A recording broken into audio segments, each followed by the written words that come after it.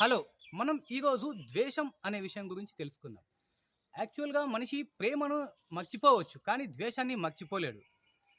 మనిషి రకరకాల స్టేజ్‌లలో సర్టెన్ ఏజ్‌లో ఎంతోమందిని ప్రేమిస్తూ ఉండొచ్చు.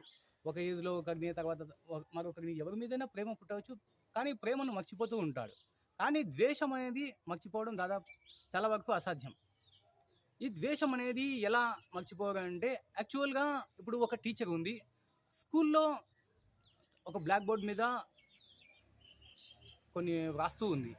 7 1 జా 7 7 7 టేబుల్ రాస్తుంది. ఆ 7 టేబుల్ రాసేటప్పుడు దాదాపు 10 వరకు రాసింది. అందులో 9 కరెక్ట్‌గా రాసింది. 9 వరకు కరెక్ట్‌గా రాసింది. 7 జా అనేది మిస్టేక్‌గా రాసింది. అంటే 7 జా 48 అని రాసింది.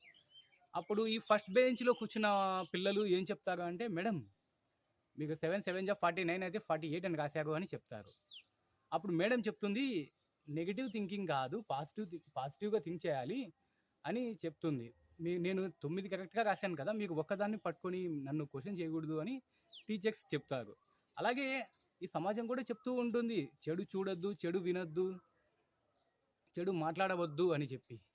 కానీ ప్రాక్టికల్‌గా అది సాధ్యమా? అంటే ప్రకృతి పరంగా అది అసాధ్యం.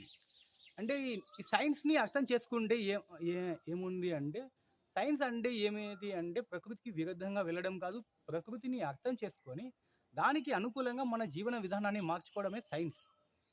ఇలాగే ఇప్పుడు ఈ ఈ బ్రెయిన్ అండ్ బాడీకి పాజిటివ్ అనేది ఉండదు. నెగెటివ్ మీదనే ఎక్కువ ఫోకస్ చేస్తుంది. ఫోకస్ చేయాలి కూడా యాక్చువల్‌గా అయితే. ఇప్పుడు ఈ ప్రపంచంలో 800,00,00,000 నుంచి 900,00,00,000 వరకు జనాభా ఉన్నారు. ఈ 800,00,00,000 మంది ప్రజలు ఏదో ఒక దేవుని విశ్వసిస్తూ ఉన్నారు. అది శ్రీ శ్రీరాముడిని కావచ్చు, ఇంకా జీసస్‌ని కావచ్చు, అల్లాని కావచ్చు, క్రిస్టియన్స్ ఎవరైనా సరే అన్ని మతాల వాళ్ళు ఏదో ఒక దేవుడిని బలంగా విశ్వసించే వాళ్ళు ఉన్నారు. దాదాపు 800,00,00,000 మంది. ఈ 800,00,00,000 మందికి సడెన్‌గా ఒకరోజు రాత్రి కరెంటు పోతే చీకటిలో దేవుడు గుర్తుకొస్తాడా? దయ్యం గుర్తొస్తుందా? ఖచ్చితంగా దయ్యమే గుర్తొస్తుంది.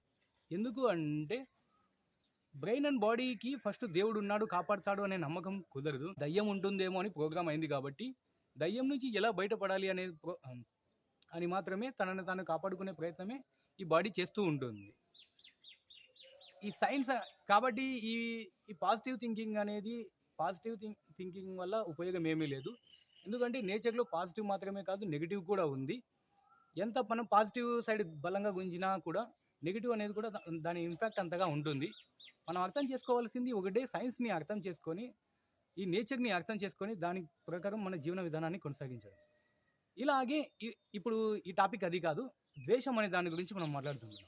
యాక్చువల్‌గా ఇలాగే ఎలాగైతే బ్రెయిన్ అండ్ బాడీ నెగెటివ్ గురించి ఎక్కువగా ఫోకస్ చేస్తూ ఉంటుందో, అలాగే ప్రేమించిన వ్యక్తి ఏముంది కొన్ని రోజులు వాళ్ళ గురించి ఆలోచిస్తారు. తర్వాత ప్రేమించిన వ్యక్తిని మర్చిపోవచ్చు. వర్క్‌లో పడి ఆ తర్వాత ఎలాగైనా సరే. ప్రేమ అనేది ఒక ఎమోషన్, వాళ్ళని మర్చిపోతూ ఉంటాం.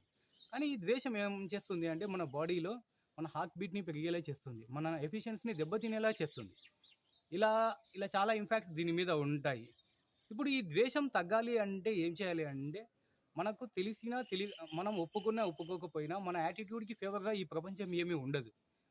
రకరకాల వ్యక్తులు, కులాలు, మతాలు మనకు నచ్చినా, నచ్చకపోయినా ఉంటాయి. డైవర్సిటీ అనేది ఉంటుంది. మనం దాన్ని యాక్సెప్ట్ చేయాలి. యాక్సెప్ట్ చేయకుండా రిజెక్ట్ చేసినంత మాత్రాన ఈ ప్రపంచం ఏమీ మనకు అనుకూలంగా మారదు. ఈ విషయాన్ని మనం తెలుసుకోగలిగితే, మనుషులు ఉంటారు ఎంతోమంది, ప్రతి మనిషి మోసం చేసే స్వభావం ప్రతి ఒక్కరిలోనూ ఉంటుంది. కాబట్టి ఈ విషయాల్ని మనం తెలుసుకోగని ముందుకు వెళ్ళగలిగినప్పుడు మాత్రమే ఈ ద్వేషం అనేది తగ్గుతుంది. లేదంటే ఈ ద్వేషం అని మన ఎఫిషియన్సీని దెబ్బతినేలా చేస్తుంది. మన పర్ఫార్మెన్స్ మీద ప్రభావం పడేలా చేస్తుంది. Thank you. ఈ వీడియో నచ్చితే లైక్ చేయండి, కామెంట్ చేయండి, సబ్స్క్రైబ్ చేయండి. ఇంకా నేను ఒక బ్లాగ్ రాస్తున్నాను. ఆ బ్లాగ్ లింక్ డిస్క్రిప్షన్‌లో ఇస్తాను. ఫాలో కండి. Thank you.